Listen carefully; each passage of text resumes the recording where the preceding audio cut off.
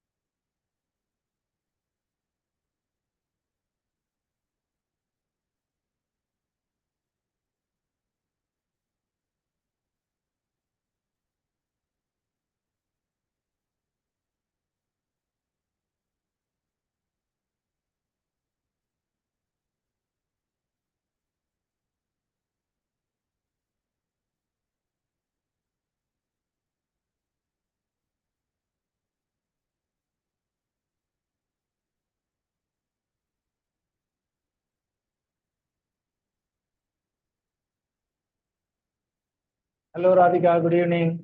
Hello, hi Chokha. I am so sorry about the delay. I got stuck in tremendous traffic and then a lot of tech issues, but anyway, now sorted. Yeah, no issues. We are live already. Right. So probably let me introduce you and take it forward. Huh? Hello, subscribers. Good evening to everyone. And Edelweiss Mutual Fund, as you all know, is owned by Edelweiss Financial Services, which is a listed entity. Today, Edelweiss Mutual Fund manages more than 1,30,000 crores of assets, out of which they manage more than 50,000 crores in equity. Radhika Gupta, we have done an interview with her earlier also, and she has, visited our office. And Radhika Gupta has steered the fund house in the last few years and brought the AMC to the mutual fund to the forefront. She has many accolades to her. Business Today has listed her in the 30 most powerful women of Indian business. Economic Times has listed her 40 under 40, India's hottest young business leaders. Similar to this, she has many more, accolades to her name. She got her education in various countries, from Nigeria, Italy to New York. She is an entrepreneur as well. She founded the firm Forefront Capital Management, which is the first one of the first hedge funds in India, and that was later sold to Edelweiss, and she also became part of Edelweiss Group. She started her career with McKinsey in USA, later moved to Wall Street from AQR Capital, and then to India to start her own firm. She has joined degrees in economics and computer science from University of Pennsylvania. Welcome, Radhika, to our channel. Thank you. Thank you. And It's always good to talk to you. yeah, sure. Thanks for accepting our invitation to share your knowledge with our subscribers. Probably we will do this in couple of ways, and I will allow you to share your screen so that you can, share your presentation whenever you have. And now before getting into the, Can you do me a favor? Can I ask you if you have the copy of the presentation, it'll be easier if you I can share. share. I can Yeah. share. So if Not you an can issue. share it. Yeah, not an issue. And before getting into the, India topic, now I would like to have some few questions, Yeah. and then after the presentation, some more questions. Okay. Uh, so Edelweiss Mutual Fund has grown significantly, and you are becoming a significant player in the industry as well in some of the categories like balanced advantage funds and all those things. So congratulations on that front. Thank you. Tell us, how did you make this happen? How did you steer the fund house? It's a tough job. I'm also an entrepreneur, so I feel sometimes it's quite difficult. How did you do this? I think, Shogai, look, you're an entrepreneur yourself. It's a tough job. It's an also immensely rewarding job because the business of finance and the business of money management is finally one of trust. And I think the greatest exercise is, and we are not a brand that is backed by a very large corporate house or a bank or someone like that, right? With generations of legacy where people know the name. So I think the greatest endeavor has been to build this as a brand that people can trust with their money, because that's really what we are doing. I think alongside that, finally, a money management business is about the products it manages. So having good quality products that solve consumer problems, delivering consistency of outcome, because in many funds you see that they'll have great years and then they'll have terrible years. Our funds have been reasonably consistent and where possible innovating to find solutions that solve a customer outcome, trying to do differently. I think all these things, and then just being at it, as I say, chappal ke so, continuing to work hard, leads you to that outcome. Good. That is easier said than done. Anyway, congratulations once again. And on a personal front, you have lived in various parts of the world. You have gone to college, studies, whatever, all those things. You are a true world citizen, I would say. What made you to settle down in India? Honestly, I think it was only the opportunity. I might have moved back to India about 15 years ago. Mhm. And while I have family here, at that point, that was not the reason. I always wanted to open a business, even though I don't come from a business background. At that point, the bull market of 2003 to 7 had happened. And I think from an overseas Indian's point of view, India was finally finding its own feet. And I've always had a little bit of risk appetite and wanting to do something different. So I thought, what can be the downside in this? The upside is so large, the downside is not very big. And so it was just the desire to build in India. And as I look back, it's probably been the finest decision I've made. True, true, true. I do agree. I also shifted around 2006 to There you go, India. same time. Yeah, to do something on my own here. Anyway, that is great. And you have, gone through many challenging phases. You might have gone through many challenging phases in your life, as a career woman. What would you tell to aspiring women CEOs? There are a lot of girls nowadays, coming up in the ladder and they are holding high positions. But some of the lessons which they can learn from you. I think the first is, since you said aspiring women CEOs, I think it's very good to have aspirations. Women are not often ambitious enough. I always say they have a troubled relationship with that ambition. They're often not vocal about their aspirations. So my first lesson would be to be vocal. And once you are vocal, once you have a sense of ambition, it's only then you will work to realize it. Um, the second is, I think, most importantly, is to not give up along the way. As a woman, you are judged so much. And especially the question that you're often asked is, how will you manage it all? You don't have to have answers, but it's very important not to give up. And I've realized in my career, more things are possible than you think. And the third is to ask, really, to raise your hand and ask for help when you need it, to ask for opportunities that come to you, but really to get up and ask. True, true, true. I do agree with you. I mean, they should have first the aspiration. They want to become bigger, and how to manage, how do you manage all those things? You can manage as long as you have the You'll figure brain. out the answers. Yeah, true, true. And you are very much bullish on India as much as I am. And I saw one of your presentations, India 10 on 10. Yes. It was truly amazing. So that is one of the main reasons to have this session with you. And your observations were very impressive. And could you please run through it? I will share the presentation here. Just a minute, give me a second. Shukha, how much time do I have to run through it? In total, probably 1 hour I planned. So probably including Q&A. Okay. So what I'll do is I'll spend about 30 minutes running through it. Is that okay? Yeah, absolutely fine. I'll spend about 30 minutes running through it. I'll cover the salient thoughts and aspects of this. And then, I find audiences always enjoy being interactive. So then we'll cover that. And Sure. I'll tell you the genesis of India, and I'll tell you when to move the slides. But Yeah. I'll tell you the genesis of India 10 on 10 as a presentation is really to look at India as a decadal opportunity. I think we are always very short term obsessed with market is doing this, election is happening, state election, and there is always a sense of drama in India. But Mhm. I really wanted to look at the decadal opportunity that is India and not talk about the usual economic and GDP growth and all this stuff that everyone knows, but just share 10 stories that are blossoming in our own country that people can take away something from. And I always start this presentation by telling the story of when you mentioned that I've lived in so many parts of the world. My dad was a diplomat, and I really saw people's perspective of India through the eyes of someone living abroad. And Mhm. if you go to the first slide, I Mhm. always put this slide up. If you can just flip. Yes. I always put this slide up because when I was a schoolgirl, my father moved to a country called Nigeria. And when he was in Nigeria, I went to school very enthusiastically to an American school where I had foreign classmates. And I said, I've come from India. I was studying in Delhi at that point. And a classmate of mine who was American actually asked me, you are Indian, do you go to school on elephants? And do you do the ancient rope trick? And, people who are listening to this find this surprising today.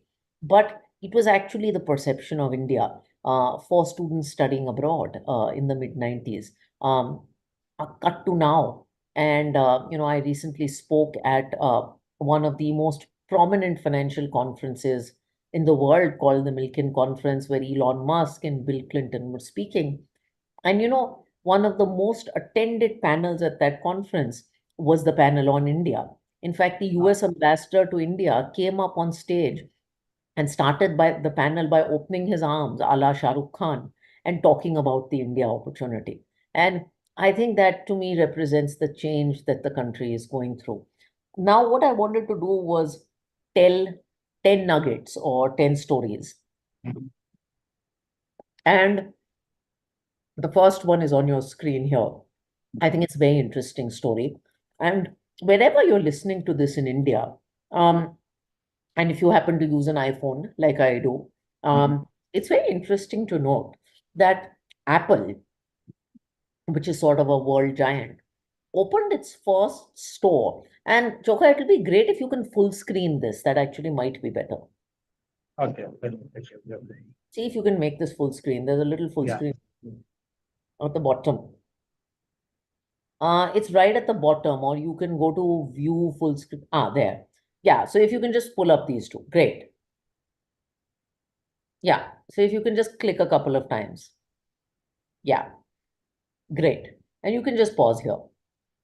So Apple opened its first store in China in 2008. Many people would remember that Apple opened its first store in India only in 2023. Both are large, populous countries. Why did it take a reasonably savvy company like Apple 15 years to open a store in India Mhm. after it opened a store in China? It's very interesting that after they opened this store in China, by the way, the Chinese economy had a great run. And the question I ask is, what do you think is the per capita GDP of India today? And most people will come back and say 2000, 2400. And the real answer is something like 2700. The per capita GDP of India is about $2,700. If you just open up the contents of the next slide, what is interesting to note is that today India's GDP per capita is $2,700. But when Apple opened this store in China, their per capita GDP was also exactly that, $2,700. There are also many other similarities. At that point, China benefited from a hugely young population, what we call demographic dividend, when you really have more young working age people. Today, India has 70% of its population that constitutes as young. The median age is 24, 28, and that's a huge advantage. Many people would remember the running joke in Hindi. We used to say that sasta saman, if you want to get cheap stuff, where do you get it from? You get it from China. It Right. was because China benefited from low labor cost. Today, the labor cost of India is lower than China.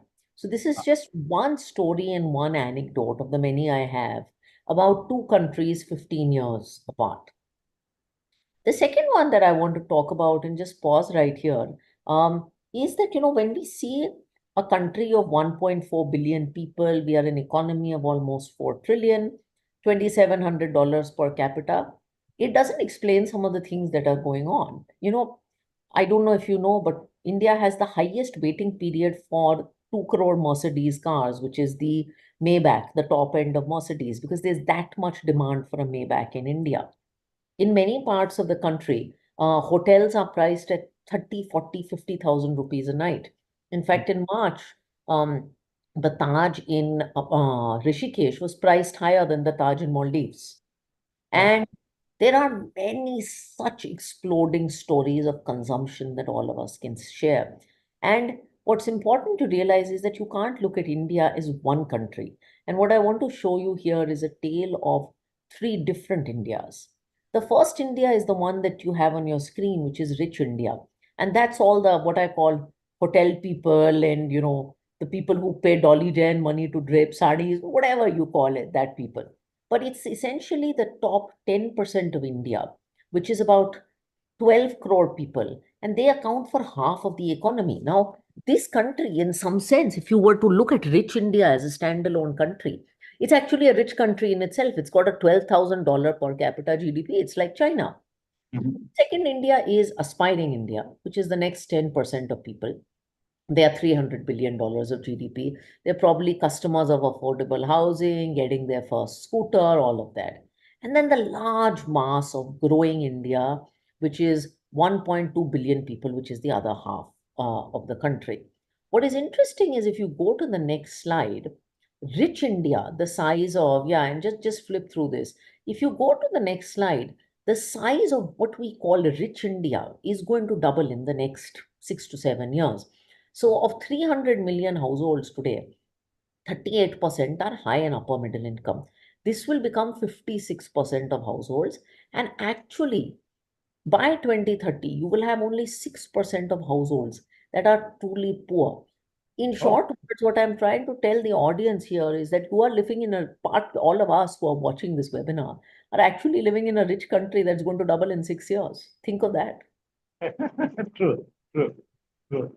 The third one I wanted to talk about, and people often find this very interesting, is a little bit about the Indian family. Now, the West is going through an interesting transition where the family structure is dismantling. So, if you open the first slide, the first graph right here, just stop right here. This is the US. And between 1970 and 2000, something very interesting is happening. The number of families are coming down. More people are getting married and not having children. More people are having divorces, there are more single people. The family structure is breaking. Now, in India, the good news is we don't have this problem because we actually started with something called the joint family. Joint families, however, in India are moving to nuclear families. So by 2008, 37, 1 out of 3 households in India was nuclear. Today, 1 out of 2 households in India is nuclear. It's very interesting to know, to those of you who live in nuclear households would know, but one of the things that happens in nuclear households is consumption in a household is usually run by the woman of the family. Wouldn't you agree? Yes, Mother-in-law, matriarch in the older joint yes, family, daughter-in-law in the nuclear household. As control passes from daughter-in-law to mother-in-law to daughter-in-law, generally expenditure only goes up. In okay. fact, there's data that says that in a joint family, if you spend 100 rupees per person in a nuclear family, you spend 250 rupees because it's not as efficient. So a lot of the premium consumption that is going to happen in India is going to happen because there are more nuclear families. The other thing is that was premium consumption. But if you stop right there, I'd love for your viewers to guess out of 1,000 Indians, what percentage of Indians have a car? And usually when I do these sessions live, people will say, Radhika, 10%, 20%, 30%, because cars are something we've seen. Now look at the data. It's less than 3%. 29 out of 1,000 Indians own a car. See the data in other parts of the world. I know you're based in Chennai, it's super hot. I'm based in Mumbai, it's roasting. Only 10% of households have an air conditioner today. If you look at something as basic as a washing machine, only 20% of households have a washing machine. In most parts of the world, manual washing is done. And if you look at something like a television that has existed for years and years, only half the households have a television. So premium consumption is happening because of these nuclear families. But 120%. yeah, exactly, because there are more than one TVs in a house. Yeah, And that should not surprise you. And actually, in rich India's house, you will have more than one TV, but yeah, everybody is not rich India. correct, correct. So some households have 3 TVs. Yeah, yeah. Now, if you pause right there, there's a very interesting question that I often ask people. And I ask people, who do you think is let me ask you this question. Who do you think is the world's largest oil exporter, crude oil exporter? Which country exports the maximum amount of crude oil? Right. Shokha, can you guess? Yeah, yeah. Yeah, I Which can hear. The thing is, our subscribers, I mean, they can, it is more like a broadcast, so they can answer through chat No, so only. I'm asking you the question. Yeah, oh, okay. Who will be the, highest exporter, you mean? Yeah, Maybe, Saudi Arabia? that's exactly right. It's actually Saudi Arabia. So it's very interesting that Saudi Arabia last year exported $170 billion of crude oil. And to the subscribers listening in, it looks like a very large number. Now, what if I told you in the same year that Saudi exported $170 billion of crude oil, India exported $200 billion of IT services? Wow. Last year, India's IT exports crossed Saudi's crude oil exports. And just think of the significance of that number. And for most people, crude oil is an industry that's of limited size and capacity, and it's been around for a long time. I mean, we've been hearing about oil exports for a long time. True. Our IT industry, if you go to the next slide, is only 40 years old. In fact, in 1980, when Mr. Narayan Murthy and a lot of other folks were starting. If you can just move to the next slide, the IT export base of India was less than $1 million. And if you just click through this slide, you will see how we became leaders in outsourcing, how call centers emerged. And now we are doing much more value-added IT, e-commerce, hardware, etc., etc. So IT is a story that we have a lot to be proud about. So, I mean, even in today's price, we were less than 4 crore. We were exporting in 80s, 90s. Yeah, exactly. Okay.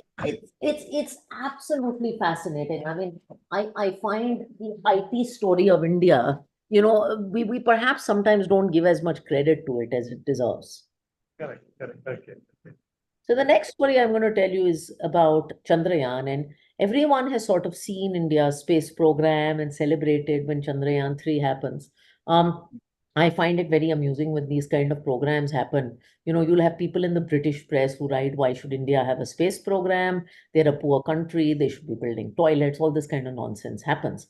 So I wanted to tell you some data about India's space economy, not patriotism, economics.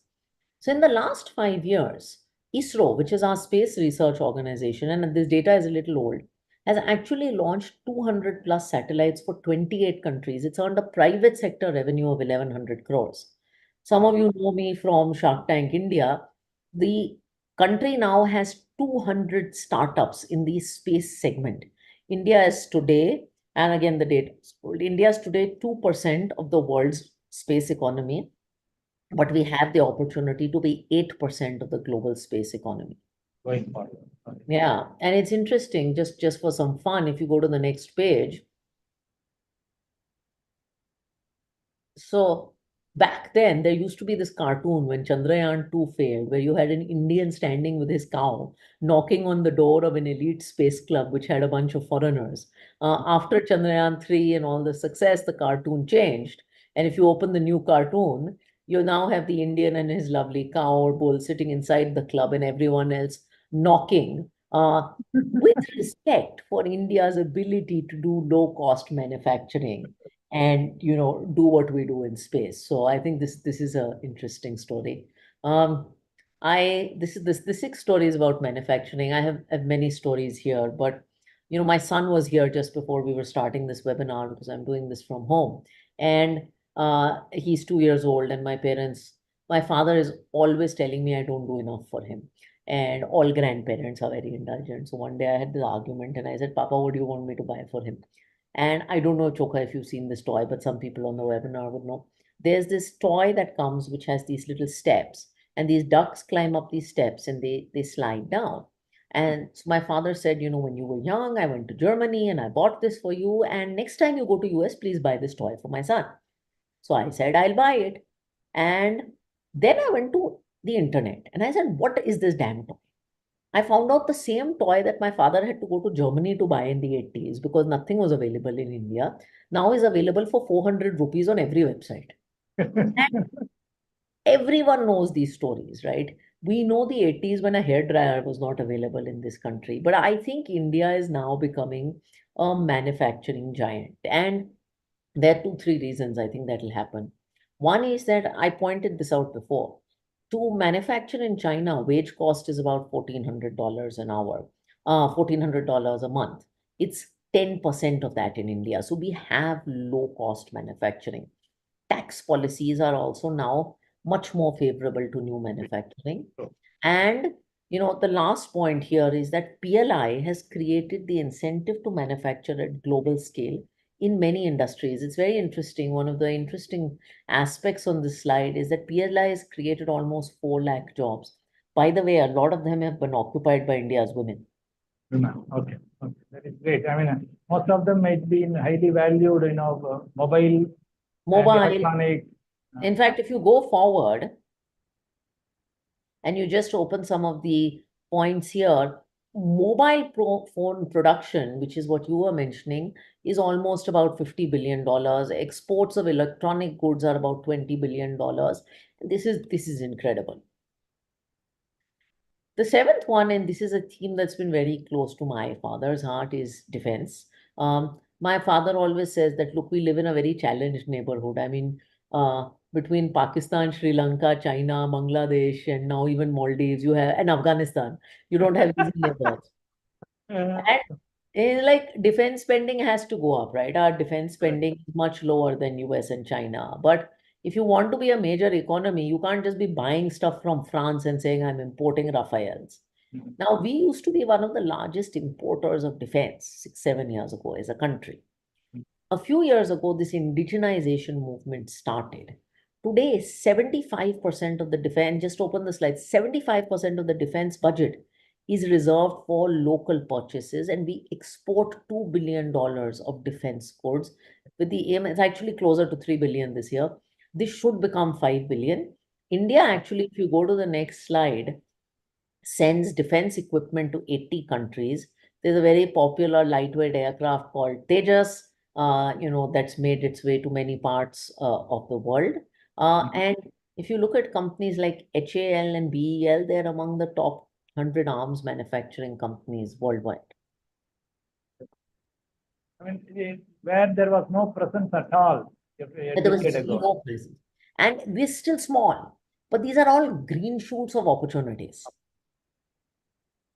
Now, let me ask you a question before I open this, Choka.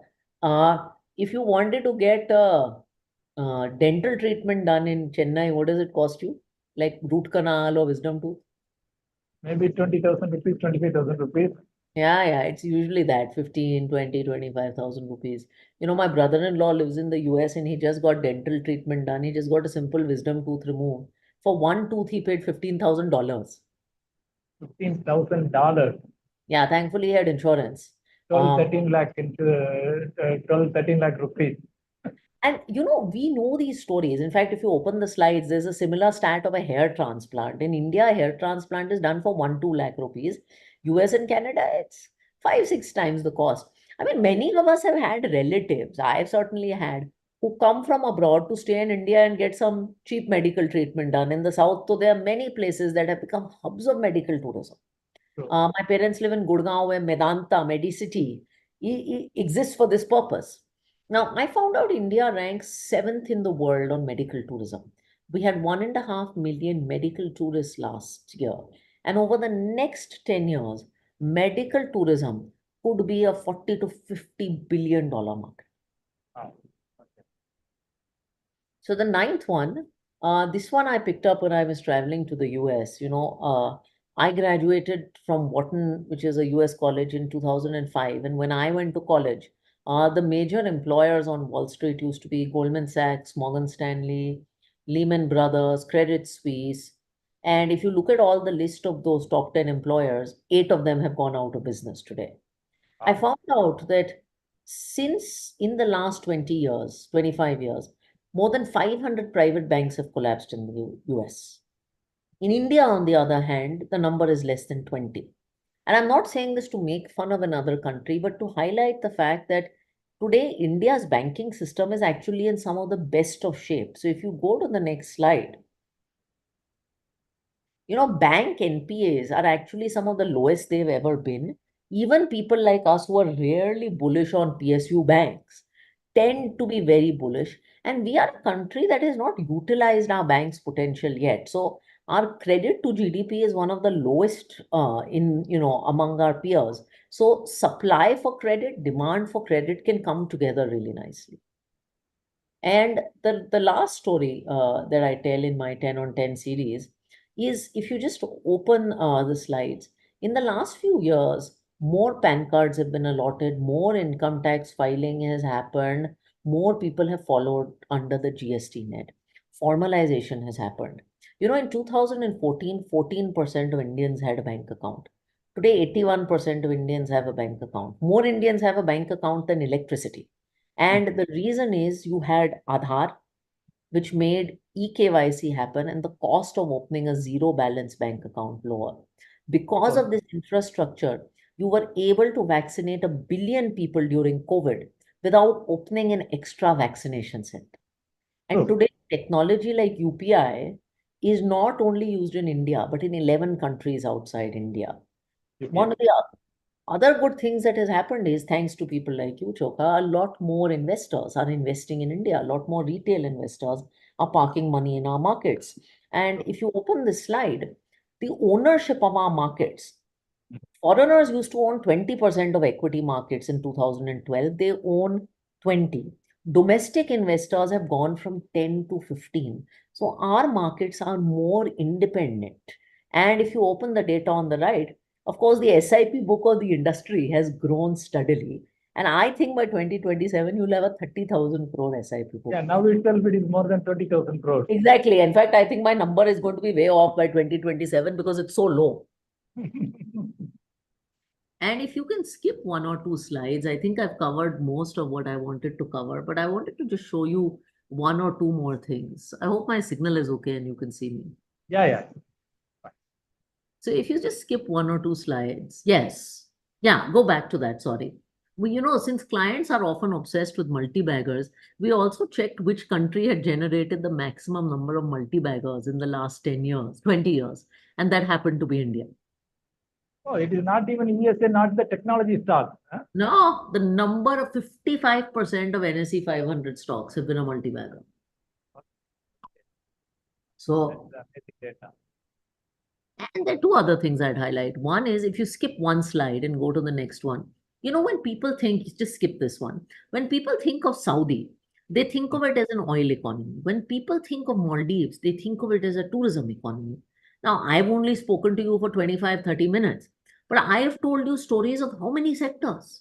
Employment, banking, healthcare, real estate, space, manufacturing, tech, consumption. And if Choka allowed me to bore you for longer, the great thing about the Indian economy is it's actually a multi-sector economy, and that is something investors should keep in mind. True. If you go to Russia, it's oil dependent. Right. If you go to South America, they are mineral dependent. I mean, single industry dependent countries. But India is amazing, truly diversified and truly amazing.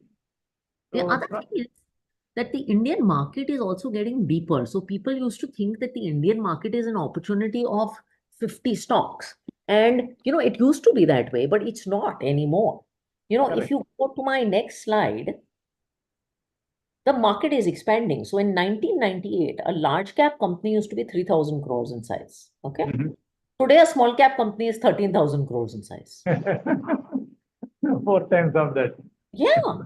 And so even our mid and small cap children have grown up a lot. In fact, a mid cap company is no longer a mid cap company, it's $5 billion in market cap. And people often say just do Nifty index fund. I don't think that's the market opportunity. I think the market opportunity is multi-sector, but also multi-cap. Because if you want to capture the winners, you have to be present across segments. Yeah. Because when some NRIs come, when I talk to them about small cap, mid cap investment, and then they ask what is the size of the companies, maybe 500 crore or 1,000 crore small cap, I tell them it's like $2 to $3 billion is a small cap in India. Correct. And they get amazed. Oh, is it $2 billion, $3 billion? Such big companies. So, that is the kind of thing. Today we are thanks to the growing economy. These are all, the really the advantages in front of us. Probably I will stop sharing. And we will have some more, discussion, and then probably Go for it. We can get into the thing. And the most, I do agree that, we should focus on long term. There is no doubt about it as as an investor. But there is always this fear, or the guys who are coming for the first time, those who are in the market, they are not much worried. They know they have got 3x, 5x, 10x, whatever it is. Yeah. But now the most widely talked about uncertainties are a couple of uncertainties. One is the existing government, whether it will come to power. If it comes to power, what is the percentage, etc., etc. And then if they come, what will happen in July's budget? I mean, whether there will be massive reform, which might make the market little nervous. So these are the couple of uncertainties as it stands before us. How do you feel, or how do you view? What is your thought process on these two uncertainties? So you mentioned election, and I couldn't hear the second one. No, the second is, if the existing government comes to power and they will go for a full-blown budget in July. Yeah. So at that point of time, people are expecting massive reform-oriented budget, maybe wealth tax, maybe Yeah. inheritance tax, all those things. So which might affect the market. That is the general rumors or discussion in the market. So, firstly, I think elections have a very short-term impact on the market. I don't know what the outcome of this election is, although I think the market is sort of pricing in a victory for the government. But I do think elections' impact on markets is limited. And I think India's story requires a strong government, but it's India's story is actually about its demographics. It's about this migration of 2.5 to 5,000. It's about the spirit of private entrepreneurship. The one good thing in this country is that governments have come and gone, but policy and economic continuity has been reasonably good. So I again want to think a little long term. As far as budgets, again, I think one of the things, if this government comes to power, what I like about them is they've delivered on the mandate of stability. To be honest, Chokha, I used to dread budgets. I used to really hate budgets because I was like, what new are they going to do? And I don't think we need new things. And what I think this government has done in the last 5, 6 years is they've laid a vision for Amrit Kaal, India at 100. And they seem to be executing on that vision. And that vision is not to be populist today, to focus on capital expenditure, to focus on privatization. So I'm really reasonably optimistic that they might tackle larger problems, but consistency in delivery, I'm hoping to see. Mhm. Okay, okay. So you are pretty much positive and there won't be major issues and people need not worry, probably short-term volatility, if at all. And honestly, short-term volatility is also part of the cookie in India. Yeah, yeah. And generally, what is your advice for retail investors?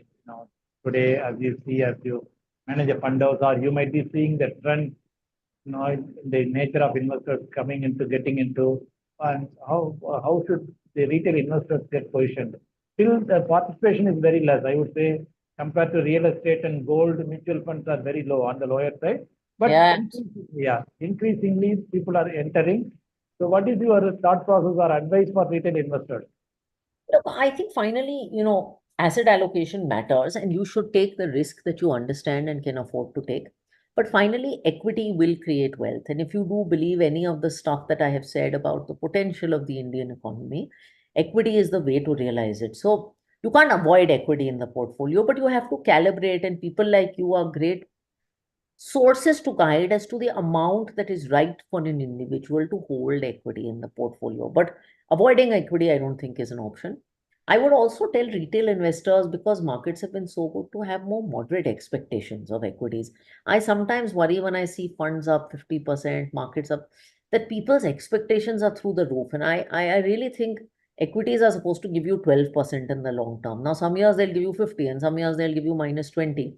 But you have to go into this knowing it's a volatile game and it's a long-term game, but it works in the end. Correct, correct. Nowadays, people after seeing 20-25% return in small cap, mid cap, if a larger mid cap fund gives like 14, 15%, 16%, they say, this is very low, please switch my fund. Yeah, exactly. And don't make that mistake. Yeah, yeah, true. And, you as a fund house, you are managing a lot of equity funds. Yeah. You have been managing debt funds for even for government of India, public sector enterprises funds, and all those things. So where people can put their money right now as we speak. Okay. So I guess from our fund house, firstly, we always believe that advisors are like you are the best folks to guide.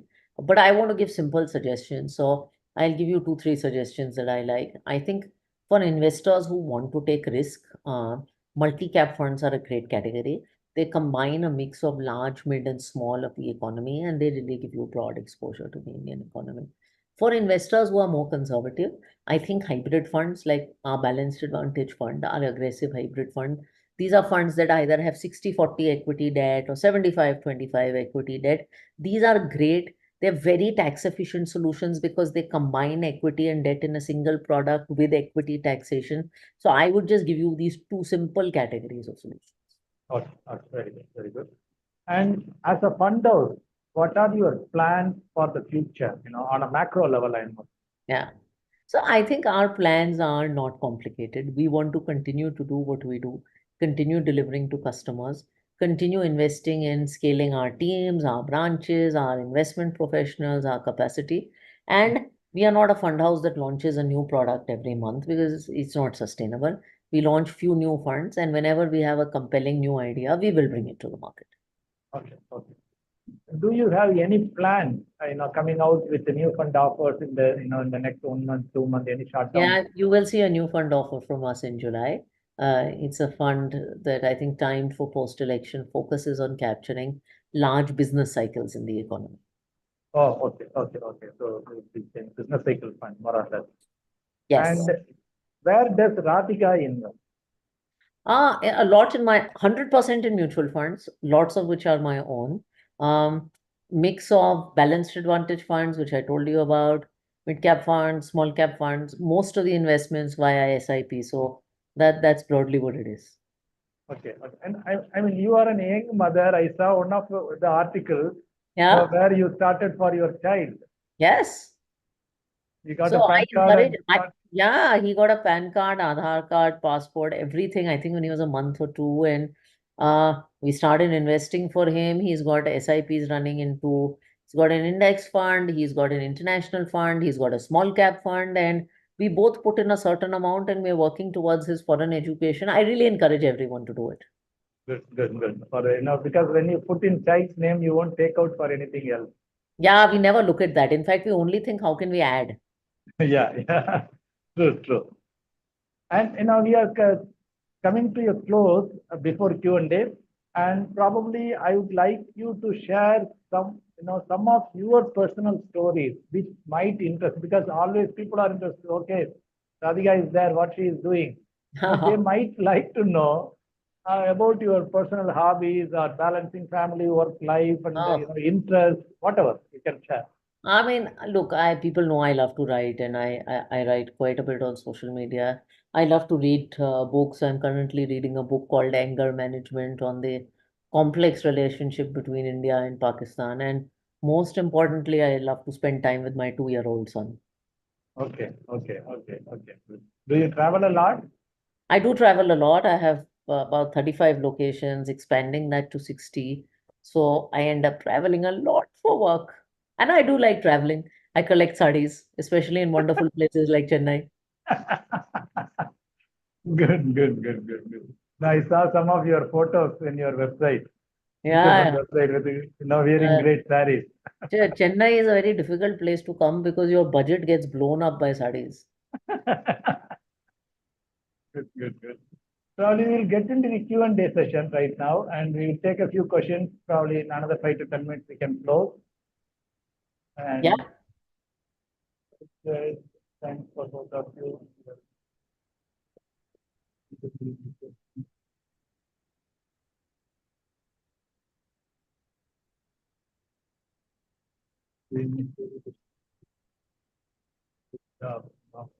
Durai Swami is saying that one of your 50 mid cap 150 momentum 15, that's what we have invested, and it has been And he he's has been and he's made a lot of money. I know that yeah, fund is. yeah, he has made a lot of money, and he says that thanks for the good job you have done. And now coming to the Chandran Kundevedu, director for our institution.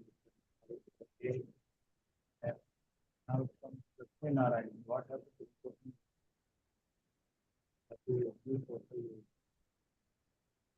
Ram Gandhi. Now, the question from Lakshmi Narayan is that whenever the domestic investors' money exceeds foreign institutional investors' money, how do you see it? Is it strong for the economy or weak for India? How do you look at that?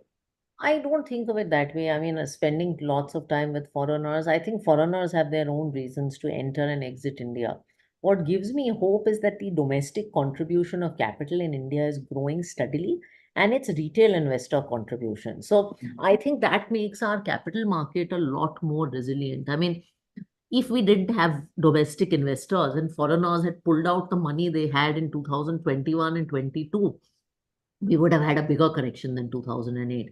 So I actually think domestic capital is the best thing that has happened for India. So it makes any economy stronger as It long as makes we have any economy much stronger. much stronger, and volatility will be less comparatively. So because there is regular flow of funds comparatively. Yeah. Now there is another question from Ravi Chandran. Ma'am, are you having advisors for your CEO task? What was the question? Do you have advisors for your CEO task to help you in the job? Oh my God, so many, so many. I call it a tribe of advisors. I believe advice zaruri hai in every sphere of life.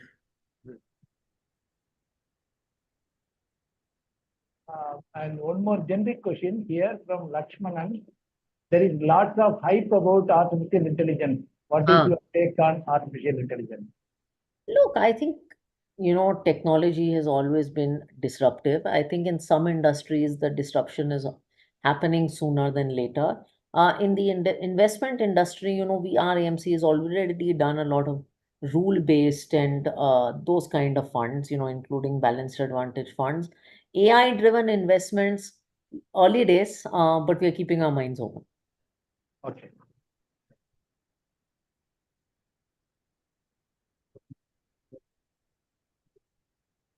Good.